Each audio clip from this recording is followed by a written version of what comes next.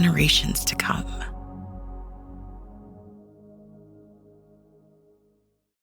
Welcome to another edition of the TDN Writers Room podcast. My name is Bill Finley. I'm a correspondent for the TDN and the co-host of the Down the Stretch radio show on Sirius XM Radio. How are y'all doing? I'm Randy Moss with NBC Sports. Zoe Cadman here with First TV, First Racing, and Santa Anita. I'm here in the Noel Brennan compound in their palatial office / tack room here, and I've been swimming with manatees this morning. Life could not be any better right now. Sounds manatees like fun. are awesome. It was really fun. Zoe, we're jealous. That sounds like a lot of fun. So off the track, the news this week was the news in the New York Times. And here we go again, a paper who really seems to have it out for racing. And they put out a 4,600 word opinion piece. Here is the headline: Dead athletes, empty stands. Why are we paying billions to keep this sport alive? And the gist of the story was that horse racing does not deserve to get the subsidies from casinos, from other forms that it has been getting, because it can't stand on its own 2 feet. Arguing if you take the casino money, the slot machine money away, then horse racing would have a chance to show what it can do without it. You can nitpick if you want on this. There's a couple different things. Obviously, they once again said that Bob Baffert was a doper, use the word doping for the betamethasone. But I don't think that's going to be all that helpful in this incident with this story to just nitpick, because what they're going to do, I guarantee you, Zoe, that the minute this story hit the presses or hit the computer, every single racetrack in the country owned by a slot machine company, by a casino company, had this thing emailed to their state legislators and said, see, look what's going on here. You have what's going on in Florida with decoupling. You have a very negative article like this. I worry about the effect that this may have. Are people the politicians going to start listening to arguments like this? And that's the problem, because it was a very negative, one-dimensional view. And a lot of people, including myself, are guilty of reading an article and then not reading the follow-up and not reading the comments after. The Light Up Racing article was excellent. But, New York Times has a big reach and has a very big arm. It's a global reach. And it was definite clickbait with the title to begin with: Dead athletes, empty stands. So people are going to read that and be like, ooh, gosh. But they're not going to read the follow-up. They're not going to read the Light Up Racing article, which was very well articulated, very well written. And they were missing all of the facts that they put down in the Light Up Racing. I mean, what they didn't say was that, private investors as well keep this business afloat. 400 million annually, pretty much, at the Keeneland September sale alone. That's 400 million from private investors. That was not mentioned. I'll rattle off some of the other facts that were missed out in the New York Times article, thanks to the Light Up Racing. 36.4 billion, 491,000 jobs, 200 million annually in New York alone. The Wells Resort New York Casino put in 4 billion to the New York Education Fund. So all of this was lacking. But the bigger problem is that we don't have a direct line to the New York Times, which is exactly what we need, is a direct line, because people are just going to read that tagline, the byline, and be like, turn the page. They're not going to read the comments and figure out what's really going on. That's my biggest problem with it. Yeah. Like, I was in the newspaper business for 20 years. That's where I met Bill some 40 years ago or so. I'm a newspaper junkie, and I'm distressed right now at a crisis in the newspaper business. It's not just a financial crisis. I think it's a crisis in objectivity. And it goes both ways. It goes both spectrums politically. You have newspapers on the right. Nothing that Biden ever did was right. Nothing that Obama before that ever did was right. And you got newspapers on the far left. Nothing Trump could ever possibly do could be good. That's where the New York Times is. And unfortunately, right now, the New York Times has lumped horse racing in with Trump. I feel a little guilty in saying that as the New York Times goes with their coverage of horse racing, I thought this article was at least slightly more objective because unlike some other New York Times articles we've seen in the past, at least an attempt was partially made to give the horse racing side of things. Now, it was quickly dismissed. In some cases, it wasn't thoroughly fleshed out. And we know what newspapers like the New York Times do in situations like this. They will write incendiary headlines. They will choose incendiary photographs, such as New York Thunder laying on the racetrack at Saratoga, in an attempt to, sway public opinion toward what its agenda is. And right now, the agenda of the New York Times is clearly anti-horse racing. If anybody over there writing for the New York Times had an inclination to go against their bosses and write an article that was positive of horse racing, it would never see the light of day. But I think the industry should look at this article, should take to heart some of the points that it makes, because they represent the viewpoint of the anti-racing community, and maybe even of some of those who are in the middle. And horse racing should look at that and say, okay, this is what the people think. Some people, what can we do to counteract this sort of mindset, this sort of anti-racing mindset? And so I had a question to me, you mentioned the light up racing, and it's good that we have them, and we've needed something like this for a long time, a group, an advocacy group that will speak up for horse racing when these sort of stories start to appear. But, I don't know how many people read the New York Times, but let's say 500,000 people might have read this story. That could be wildly off in either direction. I don't know. But light up racing, the best they can do is get something on the Thoroughbred Daily News, Blood Horse, etc., read by insiders that already believe everything they say. What can be done about something like this? I certainly don't have an answer. We need an arm in the New York Times, which, like Randy said, is not going to happen because people that read the New York Times are reading the headlines and they've read it, but they're not reading the light up racing. We need some kind of backwards and forwards, which we don't have. No, that's for sure. Another story that happened off track. This is about the silliest damn thing I've ever seen. The owners of a horse by the name of Hold My Bourbon are suing Luan Moncado for misjudging the finish in a race on November 28th at Churchill Downs. He was already fined $1,000 and suspended 4 days by the stewards, but they're alleging he stood up just a couple jumps before the wire, probably cost his horse the race. But the owners have said that he breached his contract and showed negligence. And it says it cost them $47,560, which was the difference between the winner's share and the second share. So if they win this, does that mean next time a jockey goes 7 wide on a turn, you can sue? Does it mean that me as a sports bettor, if Patrick Mahomes throws an interception that costs the Kansas City Chiefs the game, I can sue? It's unfortunate, Zoe. You have a fine career as a jockey. These things happen. Now, Machado, this is the second time though this has happened. He misjudged the finish a month earlier by standing up at the 16th ball. But these people, to me, are wasting their time and money. Jockeys are human. They make mistakes. Guy wasn't out to get the horse beat. He just made a simple mistake.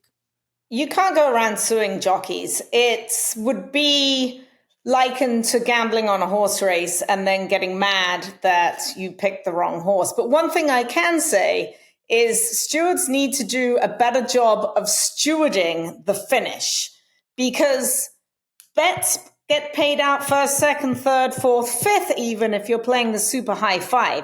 So I believe the stewards need to do a better job of pulling in those jocks. And we see it every day across the country that may not get the win and ease up for third and fourth. And that's costing the punters and it's costing the owners money. So while you cannot go around suing jockeys, I agree with you there, Bill, but I believe the stewards need to do a better job of pulling in those jocks that ease up for fourth and fifth place, right through the wire. Just do your job. You get paid to do your job right through the wire. He misjudged the finish line. That's a whole different story. And, that was an accidental. But if you're standing up right before the wire and you're costing an owner some serious money, I'm not saying you can sue them, but it's up to the stewards and the racetracks to do a better job of policing what is going on in their precinct. So you know what my first thought was when I saw that article? I wonder if the owners of Romantic Warrior read this article. Right? But I've got nothing to add to anything Builder's always said, so I'm going to play the skip card here. I agree with we'll both be of you. out talking about Romantic Warrior and your friend James McDonald, I think, for weeks to come. But I'm sure the lawsuit will go nowhere. But it's too bad that they cost the horse the victory. But this thing is not going to go anywhere in court. The TDN Writers Room, as always, is brought to you by Keeneland. Save the date for the April Selected Horse of Racing Age sale. It'll happen on Friday, April the 25th after the races.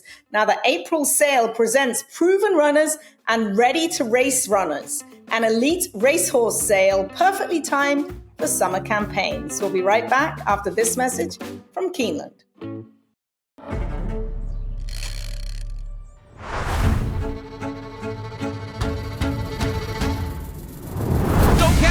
Leslie's Rose, Sierra, Leo. Mike, $5 million. Thank you. Carl Spackler, a Mercy. She feels pretty. Hup!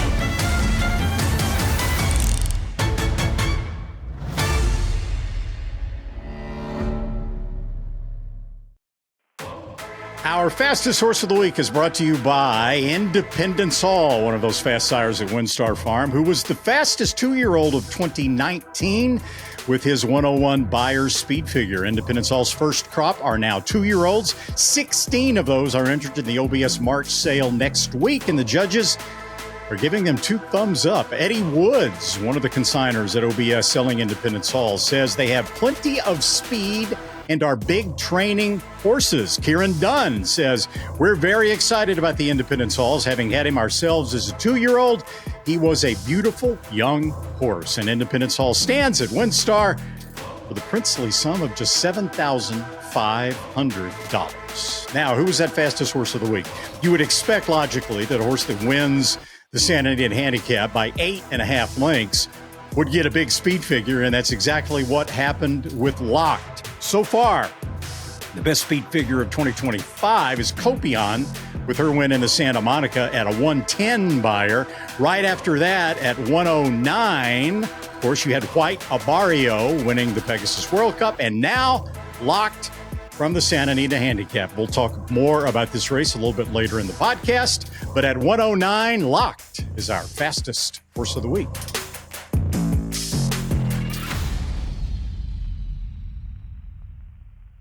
And welcome in the Gainesway guest of the week, none other than Aron Wellman, the managing partner of Eclipse Thoroughbreds. Had an unbelievable weekend, winning the big cap at Santa Anita, winning the San Felipe, and also winning the Here Comes the Bride Stakes with Vixen at Gulfstream Park. But before we get into all those accomplishments, Aron, I understand there's some news. Can you tell us about Locke's future as a stallion? Yeah, really thrilled to be able to announce that he will be standing stud at famed Gainesway Farm upon retirement from his racing career. And we've had a lot of storied success with Gainesway, the Beck family, Brian Graves, their whole team there. So hopefully Locke's got a lot of running left to do, but we're excited for him to potentially prove that he's a generational talent in the breeding shed when the time comes. And just by coincidence, you're the Gainesway guest of the week, just in case you didn't know that. We call that in the Jewish religion Beshert, Randy. It's all Beshert. All right. We got so much to talk about. While we're on the topic of Locked, let's stick with that and talk about the big cap. I mean, obviously he was already regarded before that race as one of the best older horses in the country, based on what he had already done. But it seems like he took his game to the next level at Santa Anita with blinkers. What did you think? Just your thoughts about what you were expecting going in and what you saw coming out. Yeah, thanks for that, Randy. He's a horse that we've always had huge expectations for from the moment we hung a bridle over his head at Ocala Stud as a baby and through his 2-year-old season. And as far as going into the Santa Anita Handicap, we thought that it was a race and a distance that he could put on a show. And he certainly did that.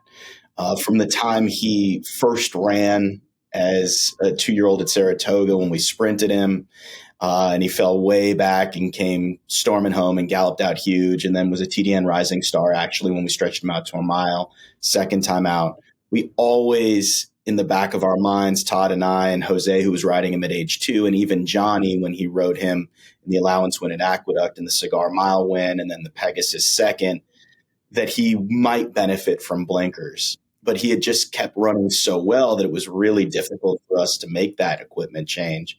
But we finally felt it was appropriate before the big cap, and it seemed to make him a more engaged individual throughout the entirety of the race, and he certainly polished off the race brilliantly. So I couldn't believe it when I read after the fact that it was the largest margin of victory in the history of the Santa Anita Handicap. So that was pretty cool. And, you're the high weight, which always creates some trepidation, but he delivered, and hopefully with these blinkers on, he's just going to be a more consistent individual. So, Aaron, can you give us any updates then from Todd on how he came out of the race, and have any of you guys powwowed yet about what might be next? Yeah, I spoke to Todd this morning. He traveled yesterday back to Florida, got into Palm Beach Downs late last night, and Todd said that he was hollering and on his hind legs all morning. So the initial signs are good that his energy levels are high in the wake of, cross country back and forth travel and a huge run. So that's encouraging. We'll obviously monitor him over the next few weeks. We've got a couple races on our radar in the interim, potentially the Oaklawn Park Handicap, maybe the Ali Sheba. We'll just kind of see how he trains and what his energy looks like in the next few weeks before making that decision. But it's a nice segue into what is a more obvious second half of the season. We'd love to be able to have him sharp for a race like the Met Mile, then look at the Whitney, and of course work our way backwards from the Breeders' Cup Classic. That's an ambitious campaign, but we certainly think he's the caliber individual that's worthy of considering those types of races. Aron, I was there on Saturday. It really was an outstanding performance. I've got 2 questions for you. The first, how hard was it for Eclipse Thoroughbreds and all the partners to avoid going overseas for the lucrative purses over there? And the second one was, you're a California guy. How did it feel to win the big cap? Yeah, those are 2 deep questions, Zoe, but I'll do my best to answer them. The first part of it is, how did we resist the temptation to go to Saudi Arabia for $20 million? And I'm really fortunate to have some incredible partners under the Eclipse umbrella. Walmack Farm, Gary Brode, and of course the whole team at Gainesway were involved in this decision. And it really boiled down to the fact that he had run such a huge race in the Pegasus, even though it was in defeat. And it would require him to travel all the way across the world within a 3-week time span, run back within a month against the likes of the 2 Asian horses who are exceptional. And it's not that we don't think that Locked could have run with them, but it just wasn't the appropriate spacing to have him on top of his game like we thought we needed him to be in order to make that endeavor. The second layer to that is there's so much prestige associated with the Santa Anita Handicap. Obviously, California's fallen on hard times, but it's incumbent upon all of us as stewards of the game and ambassadors of the sport to try to do our best to support these jurisdictions that might be struggling right now, like California, and to try to bring bona fide grade 1 horses to races that need to preserve their grade 1 status. He won the Cigar Mile at age 3 that had been relegated to a grade 2. I'm very hopeful that the Graded Stakes Committee will reconsider that status and reinstate the Cigar Mile as a grade 1. He beat 4 grade 1 winners that day. He being a grade 1 winner himself, now multiple grade 1 winner. So we're really trying our best to showcase him in the most important, the most historic, and the most prestigious races that not just will be incredible races to win on the racetrack, but also enhance his ultimate residual value as a stallion, because we really do believe that he is that type of individual. The second question you asked was, as a California, boy, born and raised, and Yeah. literally spending every weekend of my life at Santa Anita with my parents. Winning the big cap was one of the most gratifying achievements I think that I could ever experience. And it's thanks to our partners at Eclipse, Walmack Farm, like I said, Gary Brode, also a Southern California guy. So we understood the magnitude of a race like the big cap. For Todd to win his first Santa Anita Handicap with Locked is super cool. And like I said, it's just there's a rich history associated with this race that is so important to preserve. And I'm so glad that a horse like Locked was able to carry our name and our silks to victory in that race. Couldn't agree more. Aron, let's turn our attention now to journalism in the San Felipe. And when you have horses on the road to the Kentucky Derby, especially ones making their first start of the year, biggest question is, how did they transition from 2 to 3? Boy, did he transition well from 2 to 3. He was a good 2-year-old, won the Los Alamos Futurity, but were you expecting what we saw on the racetrack? In a very tough customer in Barnes, he beat him by a length and 3/4 and ran a 108 buyer figure. So obviously he did make that transition with plus. Is that somewhat what you were expecting, or even you taken by surprise? We never take anything for granted. And of course, from age 2 to 3 is the biggest question mark, whether they're going to translate that brilliant form at 2 into their sophomore campaign. So you have your guard up a little bit going into these races, especially since he hadn't run since mid-December in the Los Al Futurity. We had a little setback with him after he got sick with a vaccination. So you always go in with cautious optimism that they are going to perform up to your expectations, because journalism is a horse that from the moment we started breaking and training him down at our partner Bridlewood Farm in Ocala, he exhibited the type of physical talent and mental constitution capable of indicating that he was going to be an elite, exceptional performer. So to see what he did in a very short window of time at age 2 was almost ahead of the trajectory that we had anticipated for him.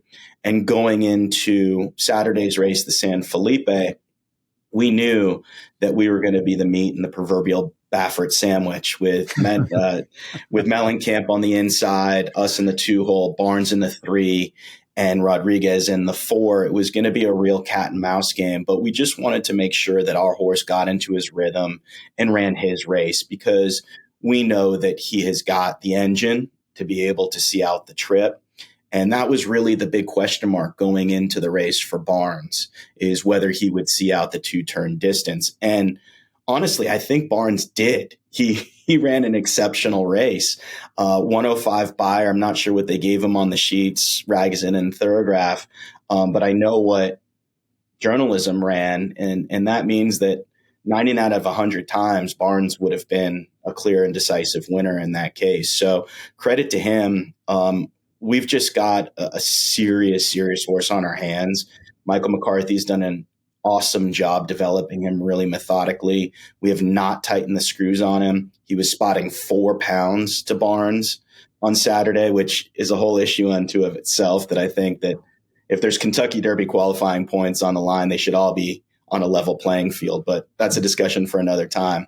But just super proud of the horse. I thought Umberto Rispoli rode a world-class race on the occasion, and hopefully this is just step one in what we hope is a monumental sophomore campaign for journalism. Well, Aron, Eclipse is right in the middle of the 2 most exciting divisions right now in American horse racing, right? With the 3-year-olds, journalism and Barnes, and sovereignty with what he did. And, oh, by the way, Citizen Bull and whoever else might pop up between now and the Kentucky Derby. Then in the older horse division, Fierceness and Sierra Leone and White Abario and Locke, Forever Young, if he makes it back. I mean, what does it feel like to be a part of all that? It's what we're in the game for, Randy. It's what our partners put their faith and their hard-earned dollars into the Eclipse program for. We're actually an operation that is predominantly based on fillies. So to have a top handicap colt like Locked right now is really cool for our partners. And we've got Journalism, who I think many consider, along with Sovereignty and Citizen Bull, to be one of the top two, if not three, prospects for the Kentucky Derby right now. Touch wood, we got a long way to go. But we've also got Built, who's right there towards the top of the point standings for the Kentucky Derby as well. We went back and did a little research, and for this year's 3-year-old colt crop, we only bought 11 3-year-old colts, who are now 3 out of that crop. So to have Journalism and Built in that category, both towards the top of the Kentucky Derby qualifying ranks, is a huge feather in our cap, and just a wonderful experience for our partners to go through, no matter what happens come first Saturday in May. But yeah, it's a real privilege to be associated with these types of animals. It's what we all dream about, is to be connected to brilliance on and off the racetrack, and Locked in Journalism and Built are certainly in that category. And we've got a few other prospects in the roster right now that are also quite exciting. So it's exciting times for the Baby Blue and Black, and hopefully we could just continue and sustain it. You got an old guy named There Goes Harvard for the grass races as well. So that's a nice spot to be in. Well, Absolutely. Aaron, welcome to the Boys Club. You've been in the Girls Club for years, and now you've joined the Boys Club. Let's talk about the ownership group with Journalism, because when you bought him, he was originally just listed as Eclipse Thoroughbreds, and now it reads like a who's who of horse racing. How did everyone get involved, and when did they get involved? Yeah, it's one of those things. When you go to the Fasig-Tipton-Saratoga sale, I don't want to downplay it by saying that it's an easy sale to work, because it's boutique in volume and you've got a lot of time to prepare, perform your due diligence and your inspections. And you've got so much quality to work with, pedigree and on the shank. It's just a matter of, can you afford these amazing animals that are on offer up there at Saratoga? And we decided to go it alone last summer when we bought both Journalism and a colt called Valentinian, who actually broke his maiden first time out the same day as Journalism won the San Felipe on Saturday. And they were both big ticket items. We take a few swings every summer and at the Keeneland September sale as well for some colts that have that potential stallion making profile.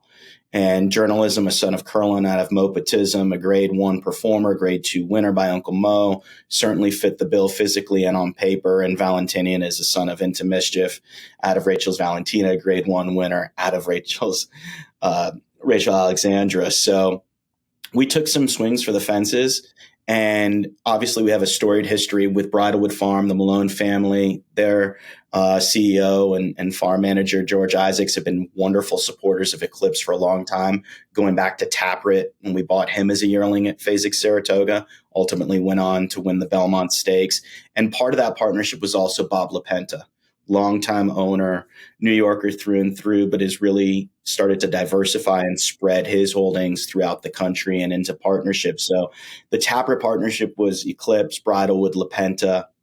And once they saw that we signed the ticket for him, it was one of those things where we thought we'd put the band back together. And thankfully, it's worked out so far and hopefully going to take us back to the big dance. And as for Don Alberto, they're the original breeders of Journalism. They own the mare Mopatism. They did the mating to Curlin. And that just really came about by happenstance. I was walking on Broadway the day after we purchased Journalism, and I ran into the Don Alberto team headed up by Reed Ringler and the whole South American contingent. We were talking about it, the purchase, so on and so forth. And we just sort of handshook on the spot that they were going to stay in for a portion of Journalism. So it all just sort of came together. The stars aligned, and hopefully we've got a star in our hands. But if not for our partners at Eclipse that put their faith in us, we would never be able to make purchases like this. And thanks to strategic alignments like Bridalwood and Mr. LaPenta, it's really worked out well. And hopefully he's just getting started. And that's Who came up Broadway, with the name? Saratoga, not Broadway Theater District, Manhattan. Yeah. Correct. Who came up Saratoga. with the name, Aaron? It's a fabulous name. Yeah, so that would be me. Curlins are not easy to name. We've been really fortunate to have several progeny of Curlin that have taken us to big heights, starting with Carolina, Point of Honor, Nest, of course. Now we've got a colt. He was difficult to name, and Mopetism, despite a lot of Google and deep dive research, we have no idea what it means. I think it's just a Paul Redham word that he made up. I think Paul is the king of isms, and being a daughter of Uncle Mo, he came up with Mopetism. I think, I'm not sure. So we really just landed on, can we come up with a name that ends in ism? And, a lot of people accuse me of being a disgruntled journalist or sports writer in my own right. And I'm a big fan of free speech and proper journalism, like the three of you all on this podcast. So we just rolled with it. And, we're firm believers in strong one-word names that have clever connections to pedigree. This one really didn't, other than the ism, but hopefully good names translate into good horses, and we feel like we've got the goods with journalism. Well, Aaron, congratulations on an absolutely terrific afternoon at Santa Anita, also the win at Gulfstream Park. We'll be seeing these horses, I'm sure, in the winner's circle. As Randy said, it's going to be a tough year because these divisions are very strong, but you certainly fit right in. Thanks so much for joining us as the Gainesway Guest of the Week. Congratulations on the stud deal with Gainesway, and we'll catch up with you again soon. I hope so. Thanks for all you guys do, and thanks for thinking of Eclipse. Our guest of the week, Aron Wellman, was brought to you by Gainesway. The Gainesway Stallion of the week is McKenzie, the sire of hopeful and Champagne winner Chancer McPatrick, scheduled to make his 3-year-old debut on Saturday in the Tampa Bay Derby. The connections are hoping Chancer McPatrick emulates his sire. McKenzie turned in 11 triple-digit buyer speed figures in his racing career and was an immediate smash at stud. And it wasn't just Chancer McPatrick. McKenzie finished 2024 as the #1 freshman sire in Grade 1 winners, Grade 1 performers, graded stakes winners, and graded stakes performers. And also among those was Scottish Lassie, the 9-length winner of the Frizette. This year, McKenzie already has 4 black-type horses, and McKenzie stands at Gainesway for a fee of $75,000. Gainesway, power, passion, performance.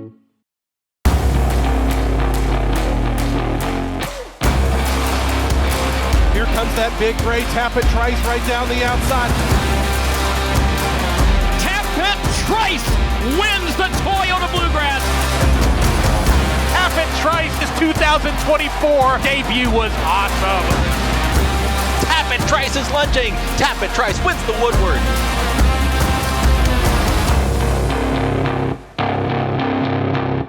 Backed as if defeat was out of the question. He was an authoritative winner. He set the bar so high as a 2-year-old. Champion 2-year-old, Irish Guineas winner, ran super race in the Eclipse. He's got the constitution of a rhinoceros, he just loves it. Native Trail hits the lead. Native Trail has won the superlative. Native Trail is going to stay unbeaten.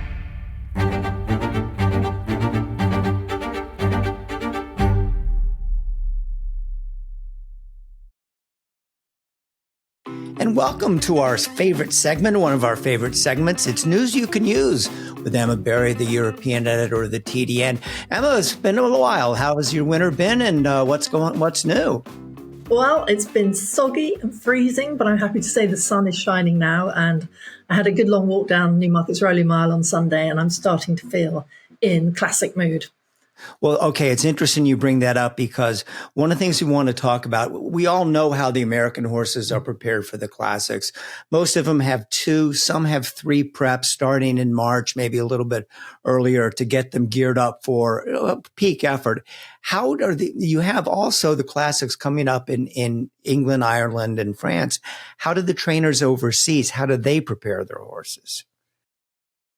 It's really kind of varied, actually, depending on the trainer, and pretty different, as you say, to the American build-up, where you've got a much clearer idea already of the road leading in to Churchill Downs. But here we tend to see less of the classic prospects in the build-up. Some go straight into the 2,000 Guineas, for example, the first classic on the first weekend of May, without having run at 3. I mean, they obviously have been running at 2, and there's been a rise now in trainers using the all-weather surfaces through the winter a little bit more. And we had a very unusual situation last year when Notable Speech won the 2,000 Guineas. He'd run 3 times in January and through on to May, just at Kempton on the all-weather, and we hadn't seen him as a 2-year-old, and I think it's the first time a 2,000 Guineas winner had ever not run on the turf first. So that's being used a bit more often, and I think we've seen Charlie Appleby this winter as well trying a similar approach with Opera Ballo, who looks a very exciting colt. He's by Gaiath. He's from the first crop of Gaiath, and he's won twice at Kempton so far. He's only run twice. He was a TDN Rising Star on his debut, won very impressively, and he's right up there in the betting for the Guineas and for the Derby. So he's one that's sort of Charlie's trying that favoured approach, but Charlie also had the European champion 2-year-old of last year, Shadow of Light, who's already a dual Group 1 winner at 2. I don't know whether he'll appear in one of the more formal trials, which kind of start from mid-April, or I wouldn't be surprised if he maybe just has a racecourse gallop and comes straight into the 2,000 Guineas.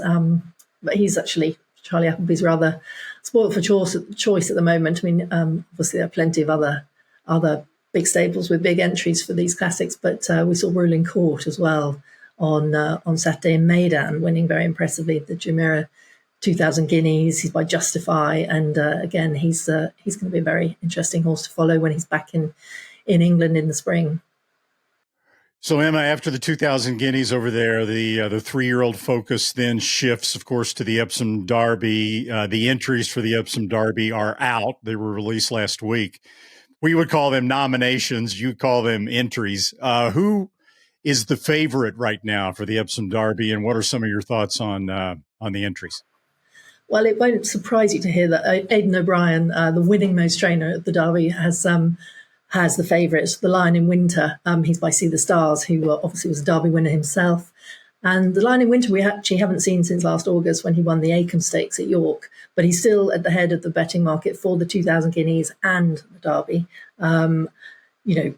Aidan O'Brien has the highest number of entries once again for the Derby. I think he's got 22 of the 90 entries. So we'll see as things progress over the next months, how that shakes down and which horses he ends up running. He often has more than one runner in that race, as we know. But we've also Rafe Beckett. We saw him winning at the Breeders' Cup last November with Starlust. He's got a notable high number of entries in the Derby this year. I think he's got 12 colts in there, and it's going to be also very interesting to see how Wootton Bassett fares, because he of the sires with Derby horses, he's got the most. I think he's got about 12 colts entered.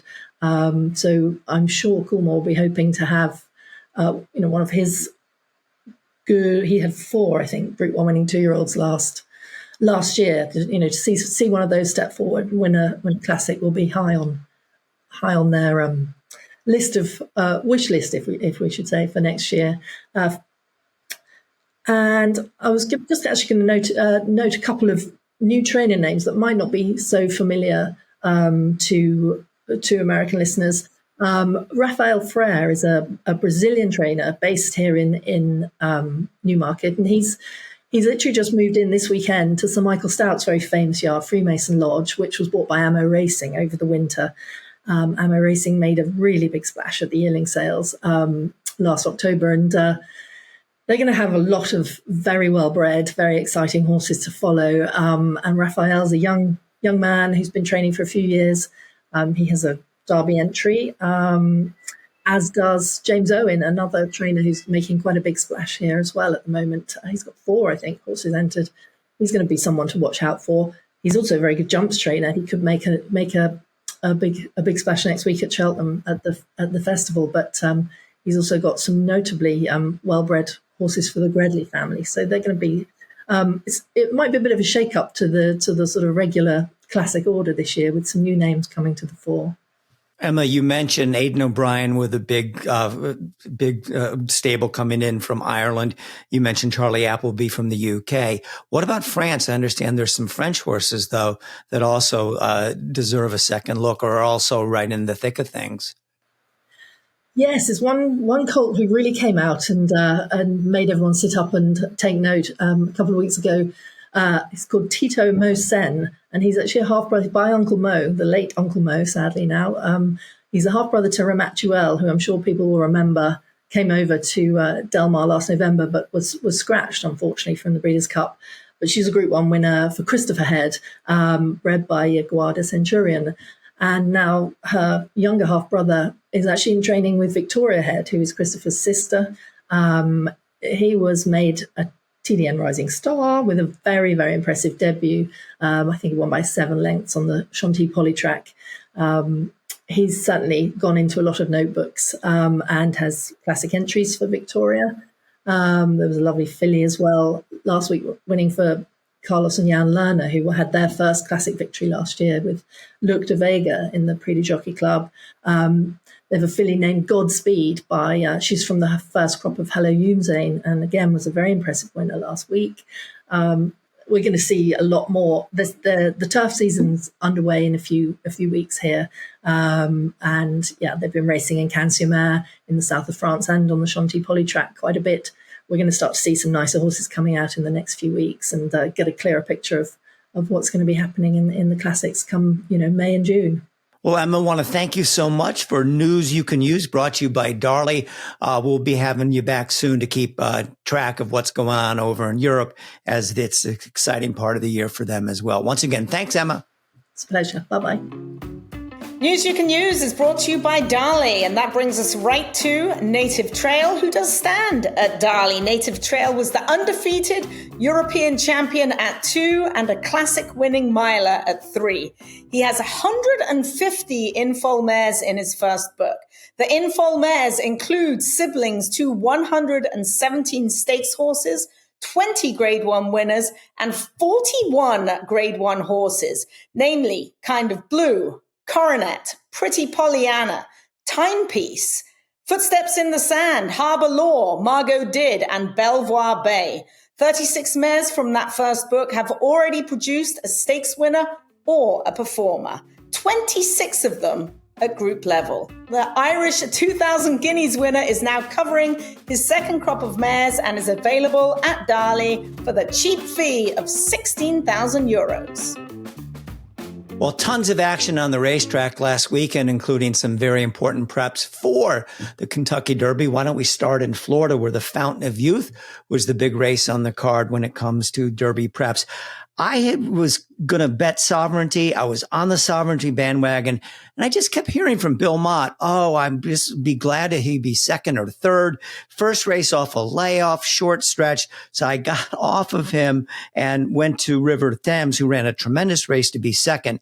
Sovereignty looked really good, Randy. And considering all the things that Mott said, you got to think that he's going to improve.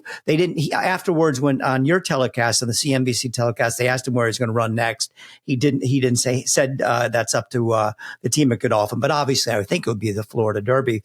But I think this horse right now belongs way up on anybody's list based on that race. It was an impressive race.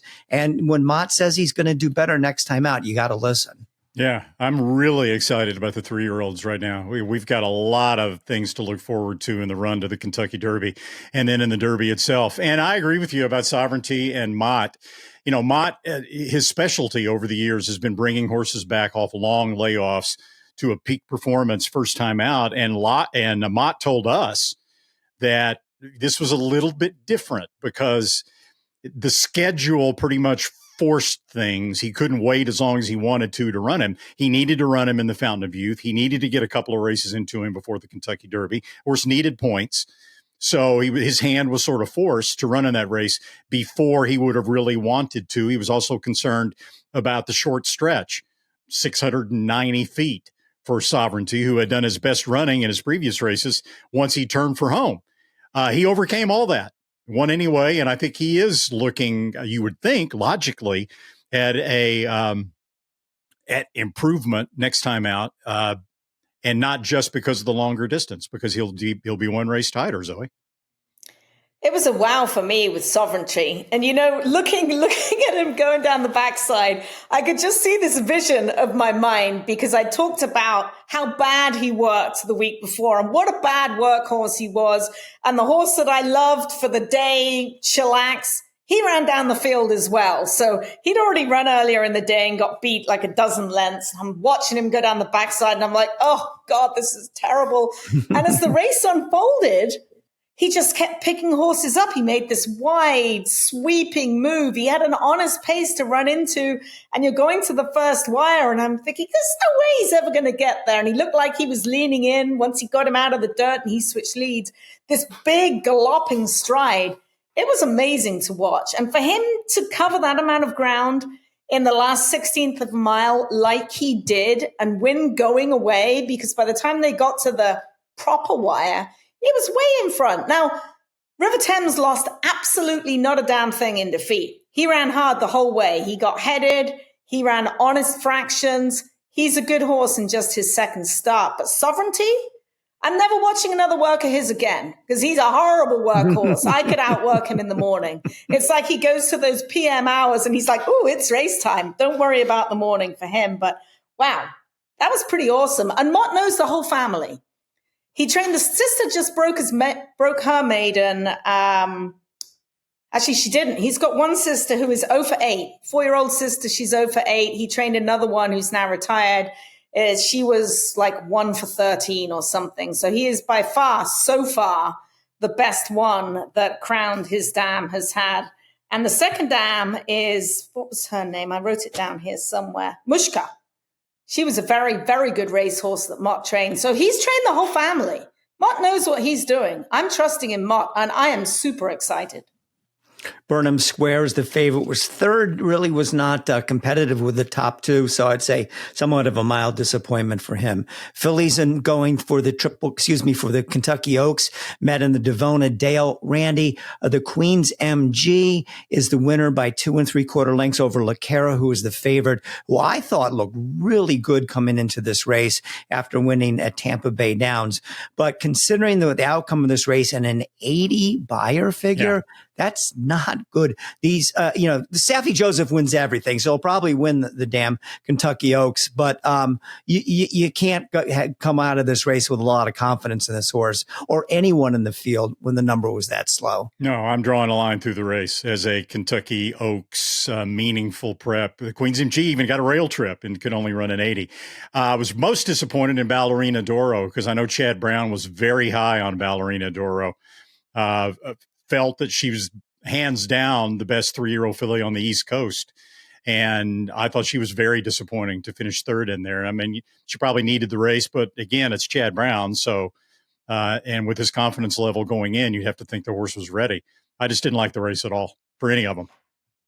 I concur. I will say one thing about the Queen's MG. She did it the right way. Now, to me, she's a one-turn sprinter and she's going to be much better, or maybe an elongated mile.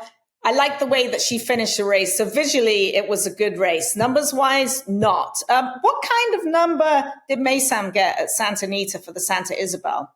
Don't know. I'm sorry. I cannot answer that. Okay, because she only won by a nose over Sadler's filly. But if we're talking 3-year-old fillies, you had the Santa Isabel going as well. So she's got points.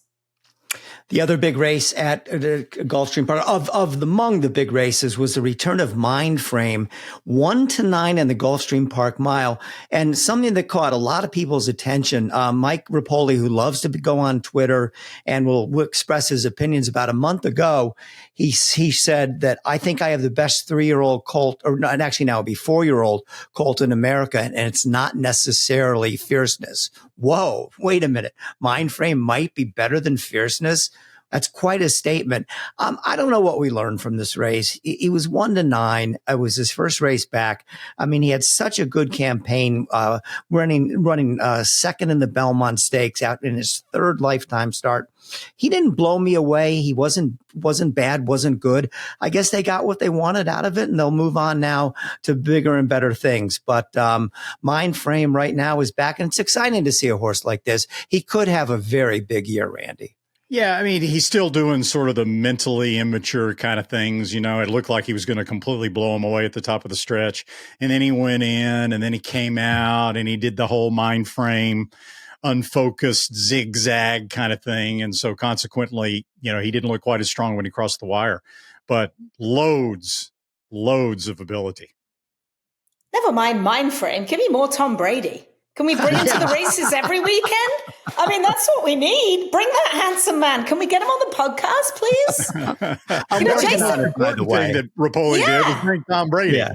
Absolutely. We love that. Come on, let's have him. I'm Jason Worth. I'm sorry, Jason. You're hot, but give me Tom Brady. I'll take Tom Brady. That was great.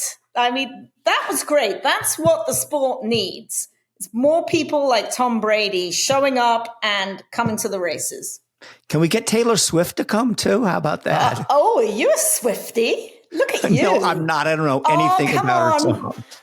Couldn't name one song. I'm sorry. I don't know. There's more to Bill than meets the eye. You never know. Okay. Well, anyways, we'll see what Mind Frame does down the road. But I agree with Randy. It was an okay race. I'm sure he'll improve next time out, and it looks like he can have a big year. Not many Americans made the long haul to the Saudi Cup day races, but the ones who did ran well, including a pair of Kentucky-bred winners. Straight No Chaser took the $2 million re-dyed dirt sprint, reasserted himself as the best sprinter in the U.S. And in the $1.5 million Saudi Derby, how about a Kentucky-bred exacta halfway around the world? Golden Vekoma won it over the Japanese-based but Kentucky-bred Shin Forever. And also, as you would expect, Kentucky-bred sovereignty and journalism put a stamp on last weekend's Derby preps. More on journalism in just a minute. The San Felipe actually had a Kentucky-bred trifecta. Kentucky-breds, buy them, raise them, race them. We all win. With some of the fullest fields in the country and quality racing year-round, there's never been a better time to reap the rewards of breeding and racing in Kentucky. Purse money in Kentucky is at an all-time high, as is average purse per race, outpacing California, Florida, and New York. Kentucky breds. Breed them, raise them, race them. We all win.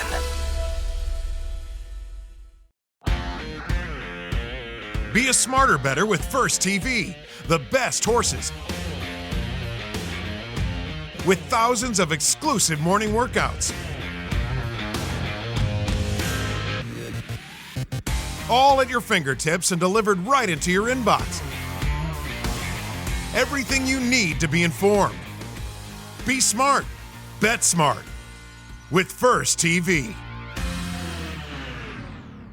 The TDN Writers Room is brought to you by First TV. Last Sunday at Santa Anita, the Grade 1 Del Mar debutante winner Tenma worked 5 furlongs in 102 and 3 for trainer Bob Baffert. She worked solo and worked very nicely. The Bobby Flay bred Tenma is 4 for 5 lifetime and won her 2025 debut in the Grade 3 Fasig-Tipton Las Virgenes Stakes. She is pointing towards the April 5th Santa Anita Oaks.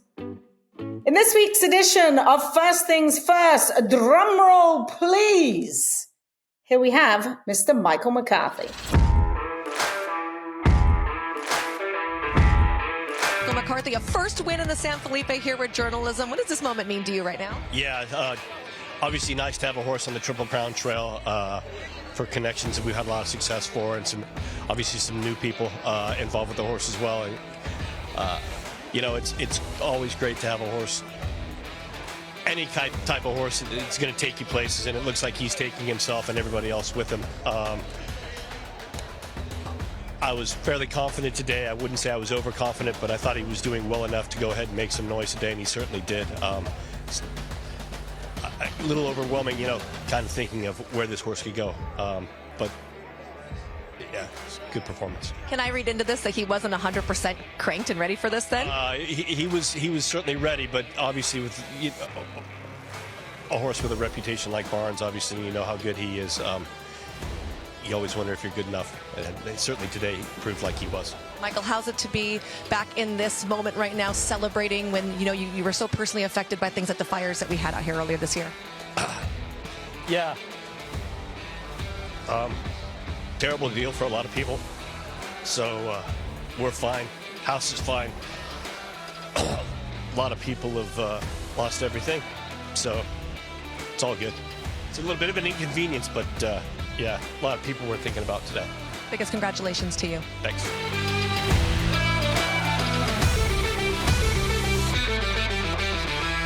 I think maybe Randy might have got a few more words out of Michael McCarthy, or maybe Michelle did, post stakes wins. He wound up winning 4 on the day, that Saturday at Santa Anita.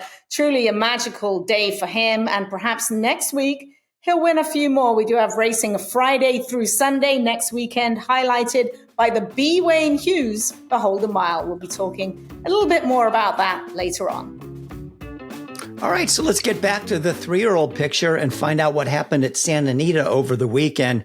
On Saturday was the San Felipe, and once again, as usual, Bob Baffert seemed to have a couple aces in his hand with Barnes and, of course, Rodriguez. I'm sorry, I get that name. I don't like to say Rodriguez because I hate A-Rod, so it gives me the chills every time I have to say that.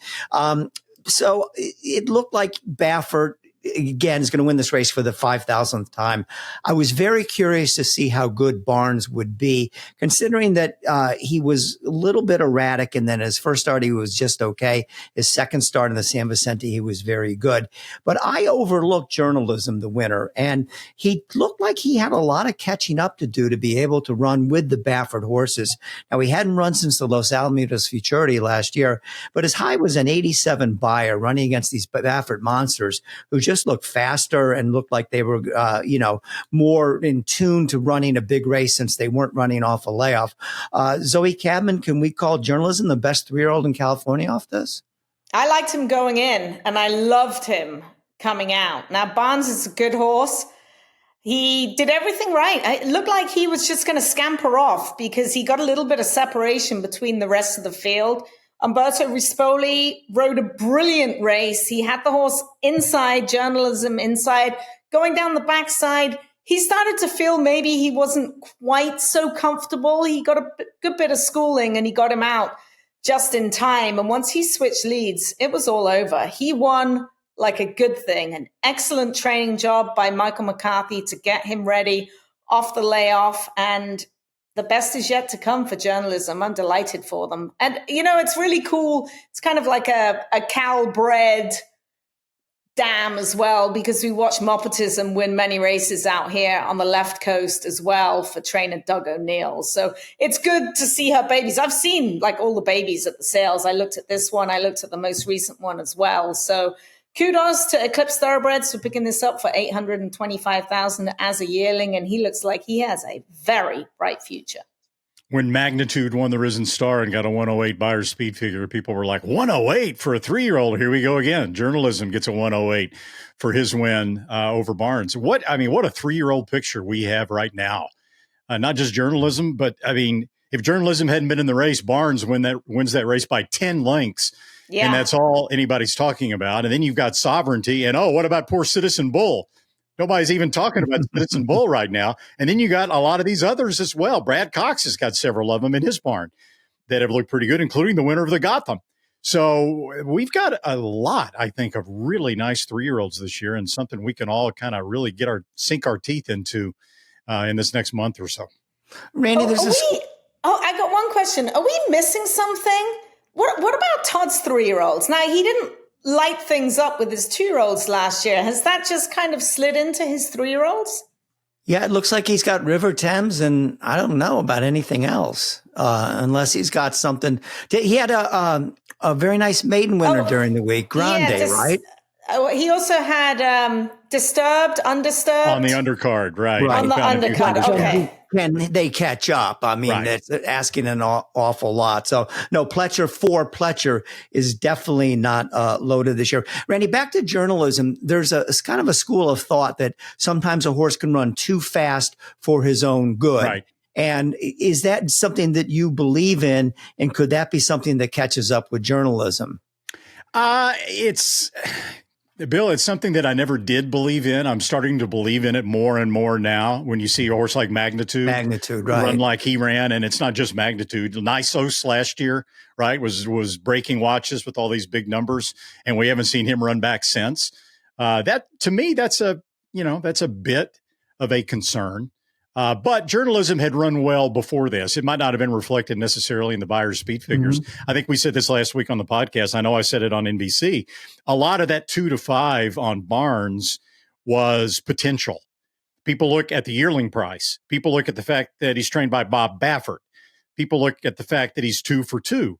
But honestly, if you watched journalism's races on video and then you watched Barnes races, not a lot of difference between the two. So I thought the jury was still out as to whether Barnes was good enough, actual performance on the racetrack and not potential, whether he was good enough to beat journalism. And he ran the race of his life, but just wasn't good enough. The Big Cap locked the favorite. Wow, what a big race he ran after also running a big race in the Pegasus World Cup where he had trouble at the start, finished second behind White Barrio. I think it's kind of cool that they could have gone to Saudi Arabia. And, you know, the Big Cap, we all know, isn't what it used to be. But it looks like the connections thought, you know what, we're going to stay home. We're going to go for a race that still has a lot of prestige. The purse be damned. We're going to go out to California and become the Big Cap winner and add that to his resume. Not only did they get it done, he got it done by 8.5 lengths. Very impressive race, Randy. Oh, man. A tremendously impressive race. You always kind of suspected that sort of performance was, no pun intended, it was locked in there somewhere. You just had to get it out. Blinkers might have had something to do with that. Todd added the blinkers. But the horse just ran out of the TV. And you talk about the 3-year-olds we can get excited about. What about the older horses? You've still got Fierceness and Sierra Leone sitting out there. You've got White Barrio, who ran his 109 in the Pegasus World Cup. Now you've got Locked. Oh, by the way, you've got Forever Young, who's being pointed for the Breeders' Cup Classic at the end of the year, the way he ran in Saudi. We know from experience, the odds are very slim that all of those horses are going to make it all the way to the Breeders' Cup without something going wrong. But man, they're loaded in that particular division. Watching his performance, do you feel if he'd have got off to a fair start down there at Gulfstream, he would have beaten White Barrio? No. White Barrio still won by a length of, he still won by 6 or 7 lengths. I don't think Locke lost 6 or 7 lengths at the start, but take nothing away from them. That was a tremendous performance, and it was a tip-off for what was to come.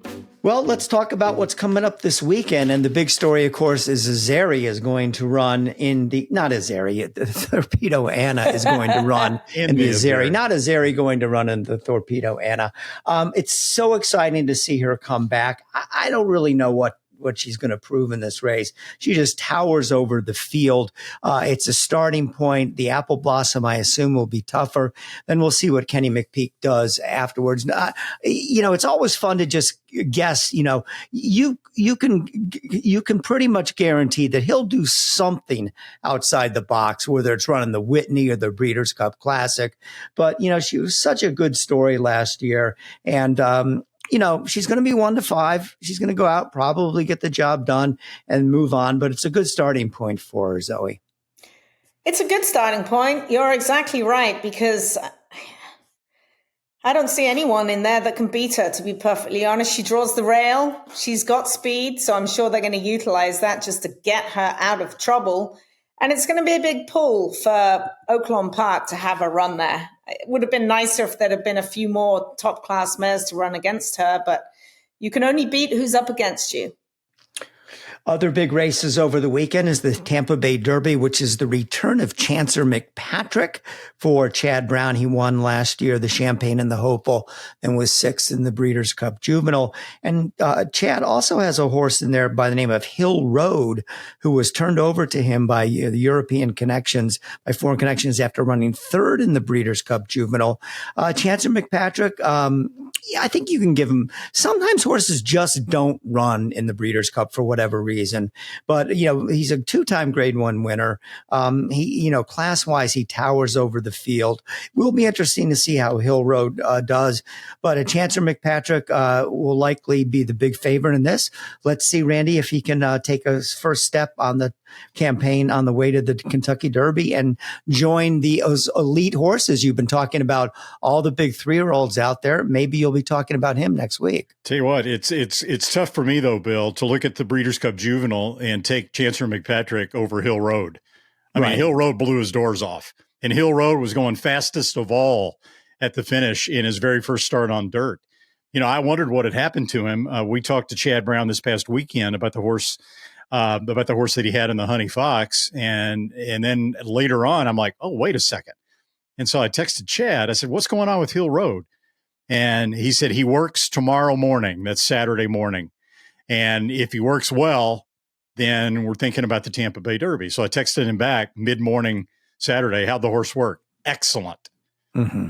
So, I mean, to me, he's the horse to beat in there.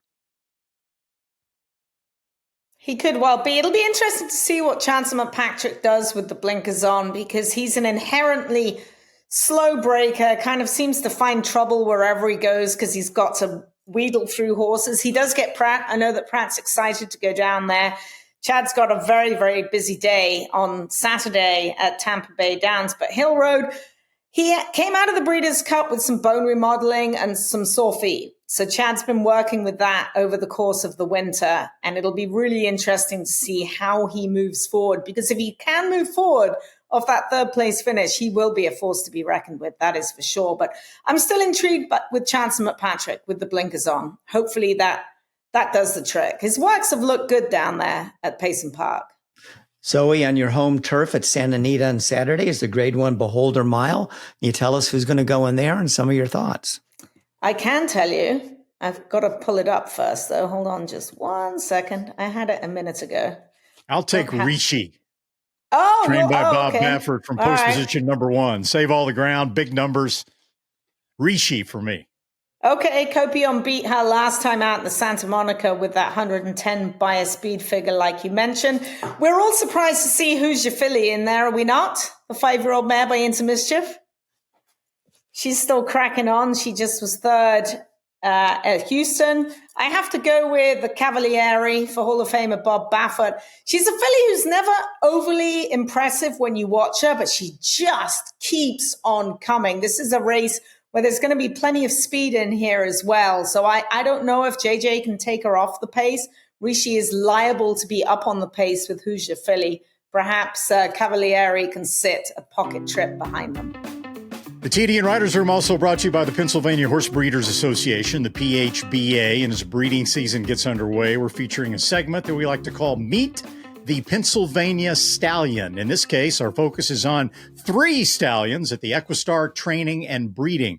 Zozos is new for 2025. Zozos was a graded stakes-winning Grade 1 place runner for Brad Cox, who finished 2nd in the Louisiana Derby. Zozos won 7 of his 15 starts, earned over $1 million, and stands for an initial stud fee of $2,500. Also at Equistar, Brody's Cause, the sire of 2 graded stakes winners, 6 black type winners, and 9 black type horses, including Calypso, Appealing Addie, and Sitting on Go. Brody's Cause stands for $3,500. And last, but most certainly not least, Equistar is also home to Smarty Jones, now a new nominee to the Racing Hall of Fame.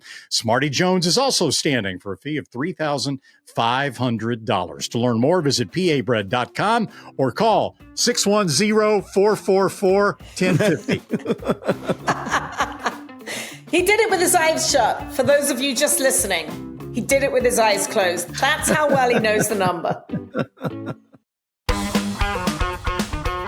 PA Bred, I think we've built a brand at this point. It's excitement at every step. Roses for Deborah just set a new track record. On average, for the past decade, Pennsylvania paid over $28 million a year in Breeders' Awards, restricted races, and owner bonuses. Plus, PA breds shine on the world's biggest stage. Just 3 states have bred more Breeders' Cup winners. Learn more at pabred.com. All the thrills. Fraction of the bills. Experience the power of the partnership. Change your life, make new friends, and compete at the highest level of thoroughbred racing. West Point Thoroughbreds, the gold standard in racing partnerships. Visit westpointtb.com.